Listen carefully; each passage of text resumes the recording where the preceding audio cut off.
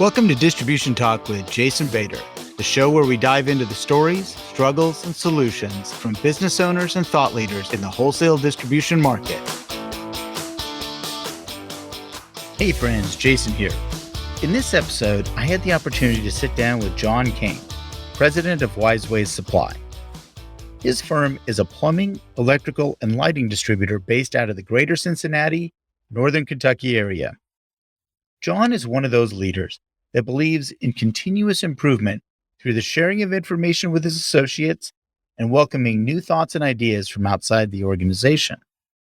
Privately held distributors can sometimes be siloed in their own way of thinking and be handcuffed to one way of completing the mission.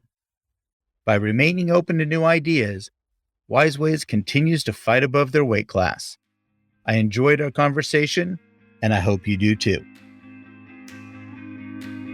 This episode of Distribution Talk is sponsored by InSequel Distribution Software. InSequel is a fully functional distribution-based software package, and these folks do it very well at a price point many smaller distributors can afford. Another thing I like about this company is they do it all in-house. They take on these applications and build them into the platform using state-of-the-art Microsoft technology. No third-party bolt-ons for them. This is important because when you need technical assistance, they are the single point of contact. If you're ready to step up to a fully loaded, scalable distribution package at an affordable price, look no further than InSequel Distribution Software at www.insequel.com. That's INXSQL.com.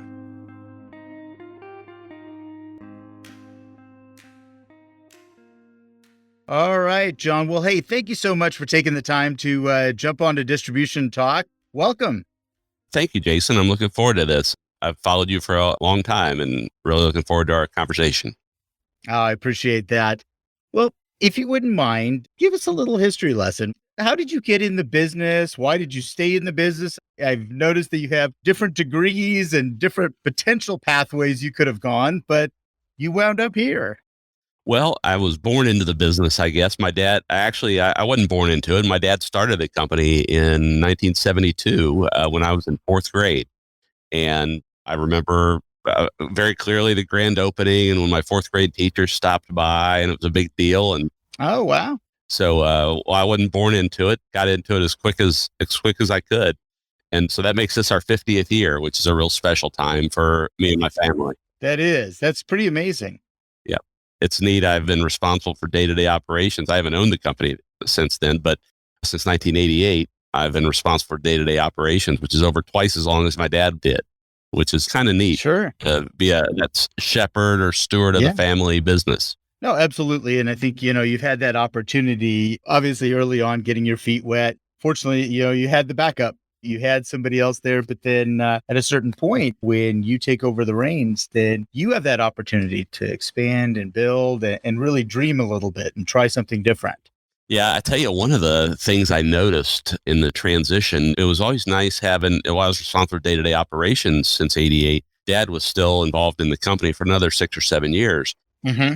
And I always got to be the one that had maybe the little bit of crazy idea, or let's try this, let's try that. Mm-hmm. He was I'll call it the voice of reason, or the realistic person that said, well, maybe you need to dial that back a little bit or think about it. And then when he retired, I almost immediately felt that role change where all of a sudden I was the guardian and the guardrails that kept others' ideas, kind of kept them on the road a little bit. It really was a noticeable feeling. Interesting. And so, John, thinking about your personality, which side do you gravitate toward? Or was this actually kind of an actual personality shift at that point? I don't think it was a personality shift. I enjoy every aspect of this business. And the neat thing about coming in when the company was much smaller, it was about 1/11 of the size it is today, or 1/12. One of the neatest parts about coming in when it was really small is I got to learn the business top to bottom. I joke that I was involved in how many paper clips to buy when we were that small. Right. And so, I used to be able to wait on the counter with the best of our countermen. Mm-hmm. And now I'm the last guy you would want to wait on. Yeah. As we've grown, I've got further away from product knowledge, and I hate that. It's just a byproduct of growth. You asked how I got in the business. I came into it as a little kid, but I went on, and it's the only job I ever had growing up. And when I went away to the University of Kentucky for college, I never went away on spring break. I always came home and worked a lot. So when it came time, I got a degree in business, triple majoring in finance and accounting and German. And I really wanted to go to work in the international community in Europe, something like that. Mm-hmm. That's why I had the German major. And so I got a job with Proctor Gamble right out of college. Right. And I remember the night before I actually got my job offer, Dad offered me a role at Wiseway, and I was 22 then, I guess. And I turned him down and took the job with P&G. And then I got transferred from Cincinnati, where we are, to Connecticut. And as soon as I got that promotion and transferred, Dad offered me to come into Wiseway, and I passed and took the job in Connecticut, still within Procter Gamble. But I didn't really like the super large size that was Procter Gamble. Right. And they're a great company, and I'm proud to have been hired by them. But it's still a very large company. And I was 22, 23 at the time. It's not like I was expecting to have a huge impact, but I wanted some. And so I took the law school admissions test, the LSAT, not because I wanted to be a lawyer, but Dad called me one night and about midnight and said, "Hey, I know you're not happy where you are now. What about come and work, and I could use your help?" At that time, I had a fiance, now my wife of 34 years. She was still in Kentucky and I was living in Connecticut. And I thought, this isn't a bad time to try. And I came home, and lo and behold, that began my 34-year stint here at Wiseway. I did go ahead and go to law school at night and finish my law degree. Yeah. It's interesting. I want to jump on that. No spring breaks, no summer vacations, things like that.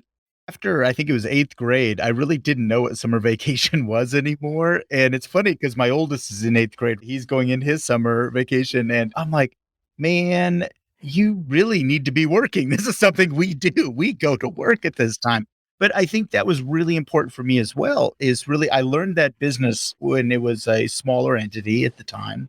Gosh, it couldn't have been more than 22, 25 people. Yeah. Now my brother's company is, 350 associates, and it's grown quite a bit. But it was really very positive for me to see all of that growing up and going through all those different iterations. And I always tell people my favorite job in the company was driving a truck. I love driving trucks. I mean, I think it was the greatest thing. And I shudder sometimes to think I'm driving this 20-foot flatbed, and I couldn't have been more than 17, 18 years old. And this is manual transmission time. And I'm in the city of Seattle, with this thing. And there's a lot of hills in Seattle. And it was an interesting time. But I loved that position. And I always have a soft spot for drivers in distribution companies. Yeah. Yep. Talked about your kids in 8th grade summer. Yeah. I have 4 daughters. And when they turned 14, my wife and I both expected them to get jobs.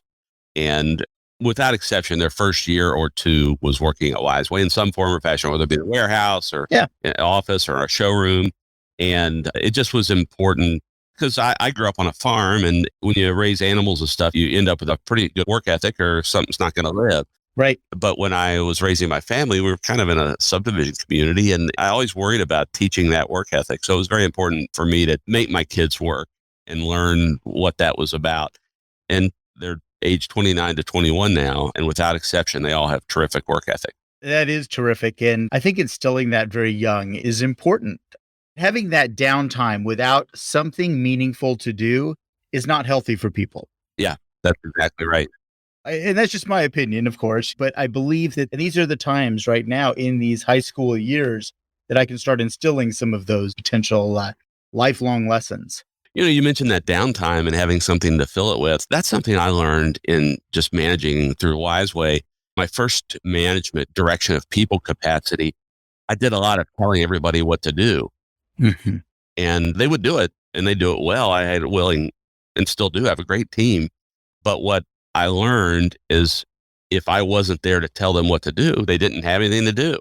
Great point. And so, I preach this to now the managers who work for me, is that everybody should have areas of responsibility that when there's no project specific thing they're working on or whatever, they have a fallback, something to do, because I think they're happier folks on the team too.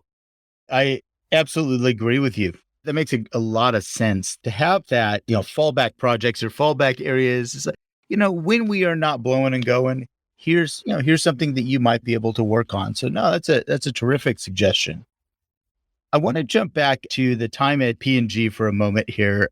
I get a lot of clients and people ask me, they've got kids coming up to a certain age and they want to bring them into the business. That's been the desire. Maybe their kids have worked in the company as yours did, in those warehouse functions or clerical or wherever for the high school duration, maybe a little bit into their college years. The question typically is, should I bring them directly into the organization or should they spend a little bit of time away? You spent some time away with P&G. Do you think that's a valuable thing, especially for that next generation coming in? Is it valuable for them to spend a little time away and see a different way of life? I definitely think it is. And I tell you where it helped me. It helped me in the eyes of my dad. I told you earlier that he offered me a job the night before I got my job offer from Proctor Gamble. And he offered me, he said, I'll pay you this much money. He was paying me fair. And he made me a job offer. And I told him I'd think about it. And then P&G, actually, I didn't know they were going to make me an offer, but maybe I'd offer that next day. And it was for 30% more than he had offered me. Mm-hmm.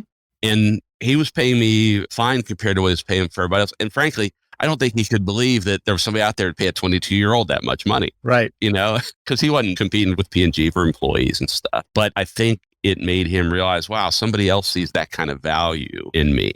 And another thing, and I'll tie this into how we work here at Wiseway a little bit. If I'd come to Wiseway, having only grown up at Wiseway and followed what my dad did and what he taught everybody, I wouldn't really have anything extra to add. I might have come at stuff from a different perspective, but I'd only kind of know what he knew. And we at Wiseway, we very much try to promote from within. That's important to us, but not exclusively. I have a great management team, a great executive team. One of those members is Bob Bender. He came to us from Gray Bar after he had retired from Gray Bar. Okay. I mean, he'd been there long enough to retire and wanted to get back to the area. He's from this area and he brought that outside DNA. And I have some really talented people here, but some of my key leaders grew up with me in the company. And many of their perspectives are my perspectives. Right. And then the guy who runs our plumbing business, he's been with us about 11 or 12 years now, but he came to us, he ran a plumbing company. His dad was a plumber. He was a plumber. Yeah. He ran the company, but he has outside DNA, outside perspective.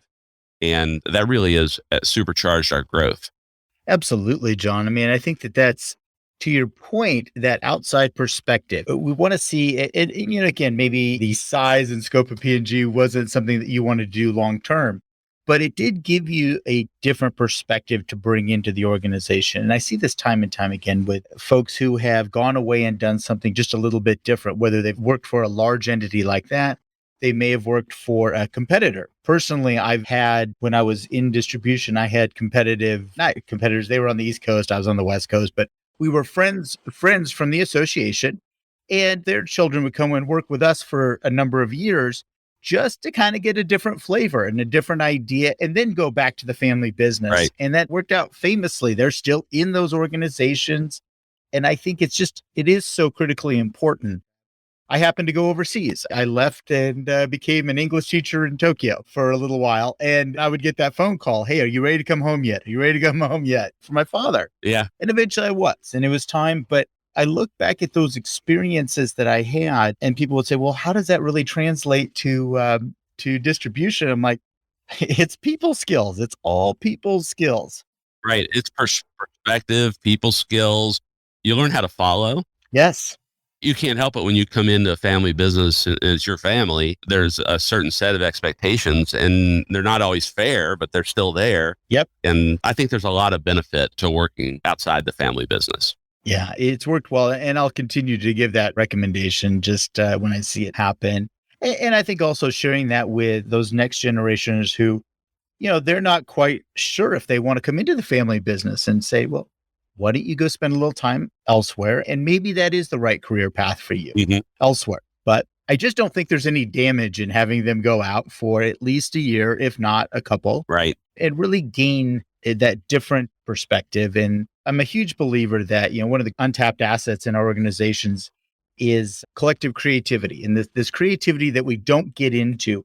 And that comes from those previous experiences, those past experiences, whether you were a family member that went off and came back, or as you were talking about the gentleman, having the contractor experience or these different experiences. My younger brother's been really great about, well, poaching from some of the suppliers. He's done very well with some of the large power tool companies, Yeah. some of their territory managers and leadership, and bringing those perspectives into the organization to fuel that expansion and to really shake it up a little bit so that we aren't just the staid second generation company that's celebrating that 50th year or whatnot.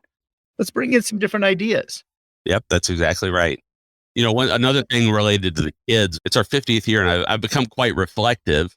And I have, like I said before, 4 daughters, and none of them at this time seem to show an interest in the business. They all have their own direction they're heading, and it's not in anything associated with this world, my world.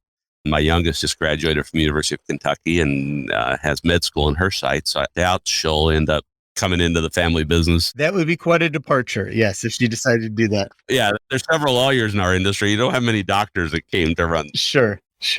I got this from my dad too.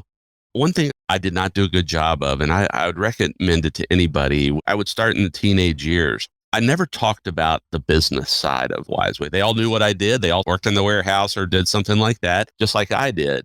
But Dad never came home and said, hey, I want to start exposing you to the business side. Let's talk about how Wiseway does. Let's talk about, here's some of the things we analyze, or not analysis so much, but talk about accounts receivable, or talk about inventory, or those kind of things, and talk about the bottom line or how the bottom line's created. We didn't do any of that. I didn't do any of that. I mean, my kids enjoyed a good lifestyle that the company has provided them, but they really don't know how we got there. They don't know if Wiseway makes $10 or $10,000 or $10 million.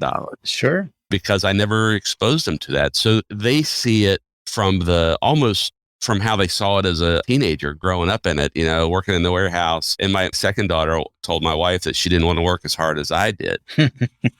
And I just told you they have great work ethic, but they don't really see the behind the scenes results of that work. They see the lifestyle side that it provides them. But sure, I wish I had exposed them to the inner workings of the business more, because then I think it would appeal to them more. That's an interesting perspective, John. I think you're absolutely correct that sometimes we don't give young people enough credit for being able to understand and absorb this kind of information. Maybe that was the barrier. It's like, well, they wouldn't be interested in this, or they wouldn't understand the nuances and the intricacies of my company. But honestly, I think they're a little smarter than we give them credit for. Well, my perspective, I think it was more driven by, I didn't want them to know how much money I was making, and I never knew how much money my dad made. Right. I think there's a little bit of that. It's like, I didn't want them being tainted by that information. And the information they would get when they're 14 would be different than the information they might get at 20 and 24 and 28. Sure. Could have eased them into different components of it.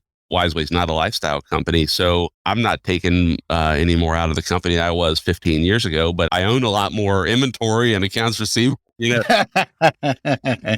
a nonstop investment. You got more stuff, don't you? But I would have shared that with the kids, and that's a regret of mine. Yeah. It's interesting that you say that. Recently, I celebrated my 100th episode on the show here, and I brought my younger brother and my father on, and we had the family discussion and talked a little bit about the growing up in the business and where it came from. And one of the things that my brother commented on, and I'd forgotten about this a little bit, but it came roaring back, was a company that we were involved with previously. My father was really involved with and owned. It got in trouble, and we learned the word bankruptcy at a very young age. Yeah. And that was a very scary word, and we didn't understand that. But that was one of the things I'll credit my father with, is that he was very honest about what could happen here.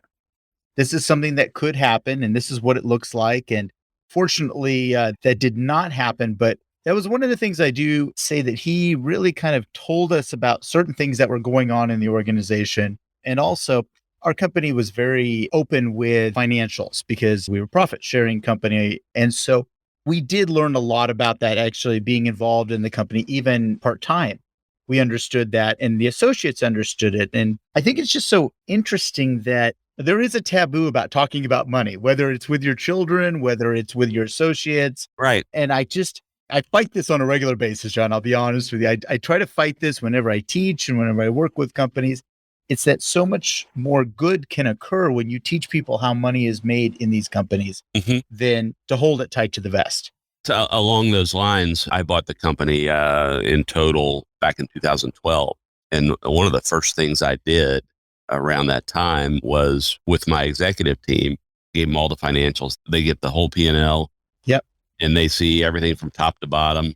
Instead of being asked to blindly lead the company, they get the financials. And then as an extension of that, a year or two later, in the executive team, they get the financials for the whole company or the P&L. But soon after that, we started giving each branch manager their P&L for their branch. And it's a legit P&L with the overhead applied, and it's made them better. It's made us more successful because we also compensate based on that bottom line.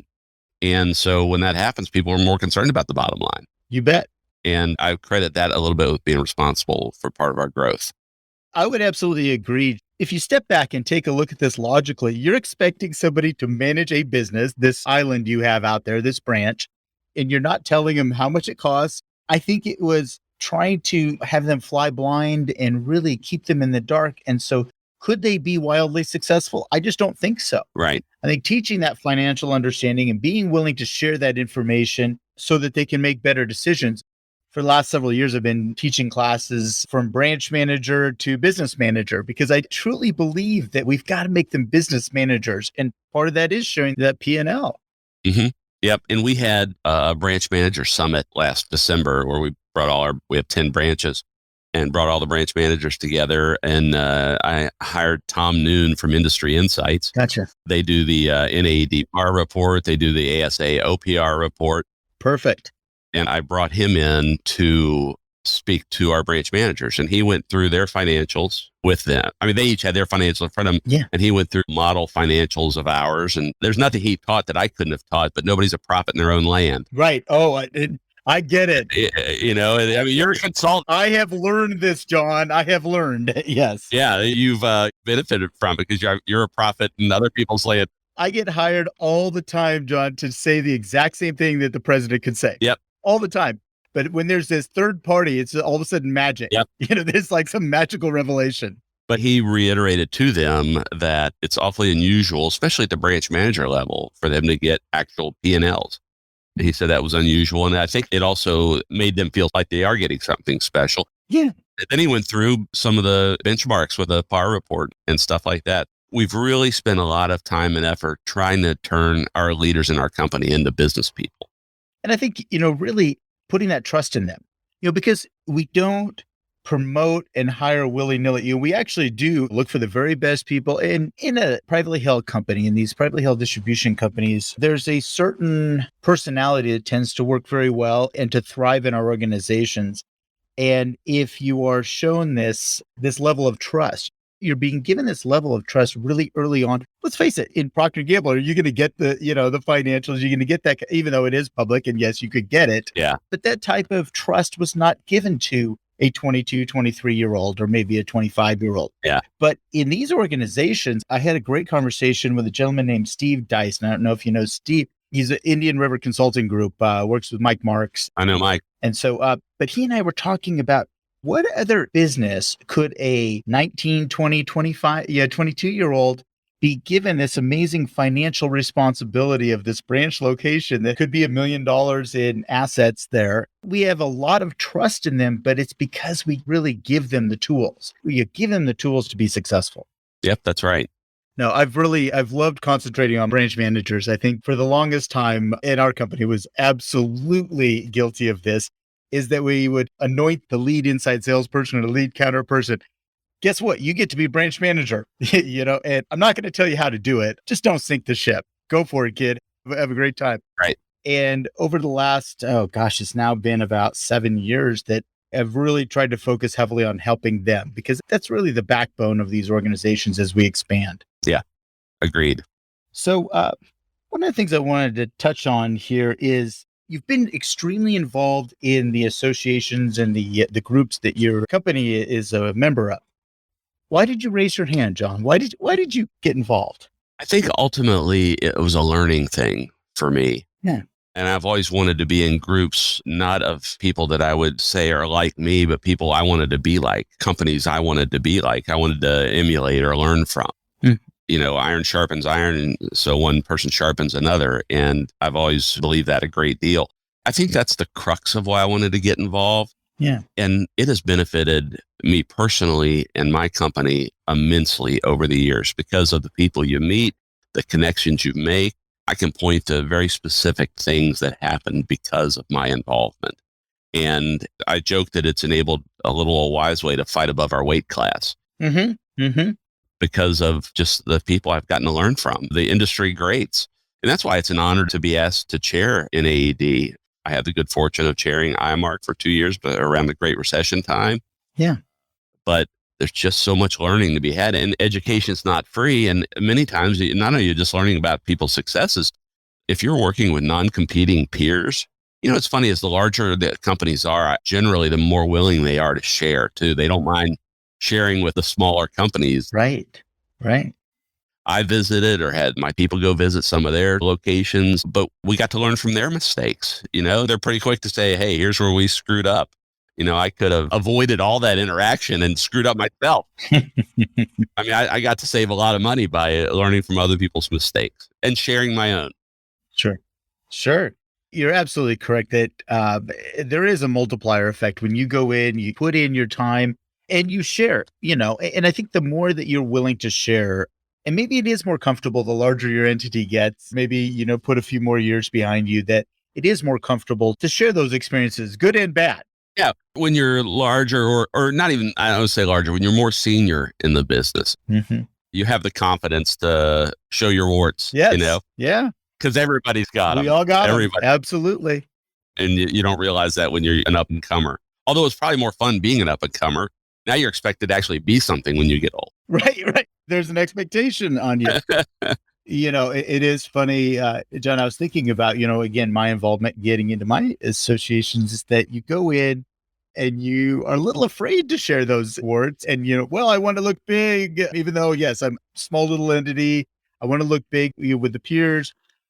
And then you realize that everybody there puts on their pants one leg at a time. Yeah. They have the ups and the downs, and maybe they have a different magnitude, but the struggles are very similar. And I think that's always the thing that I love seeing when I have distribution groups get together or I go to conferences, and I get to be a fly on the wall at conferences, which is great. I absolutely love listening to some of these conversations that early on, I'm not so sure what I want to share and I'm not ready to give. And then all of a sudden they start loosening up and sharing different ideas. And I think that's where that growth comes. That's where that synergy comes with a group of people that are involved with either their association or they're just at a conference. Now, with the NAD, now you just started last month, May. In May. So you just started in May. Okay. If you're talking about when I became chair, that. Yeah. When you became chair. Yeah. So I'm newly minted. But with Tom Neighbor and the staff he's built, he has a great team in many, many, many respects. It's just a titular job. And you get to help beat the drum for NAD and help get your industry peers focused on some of their agenda. And gosh, they do have a robust agenda, especially in the technology world. It's so changing. Unless you're the largest of the companies, there's just no way the medium-sized and small companies can learn everything they need to know to effectively navigate the technological waters these days. Well, I had heard an interview that you did with Dirk Beveridge, and you talked about being on the bleeding edge early on. Yeah. And now you've kind of dialed that back a little bit from the leading edge. That's exactly right. That's exactly right. And also, we try to be very low customized. Like Eclipse, I'm not sure we have any. We're on Eclipse ERP system, Epicore's product, and have been since 2003. I think we're pretty much straight out of the box. So we don't have any reintegration and stuff. And so we can take their upgrades sooner and quicker. We don't take them first because I don't want to necessarily be a test site, but we take them pretty quick after they're available. Yeah. So you get the benefit of new features and stuff.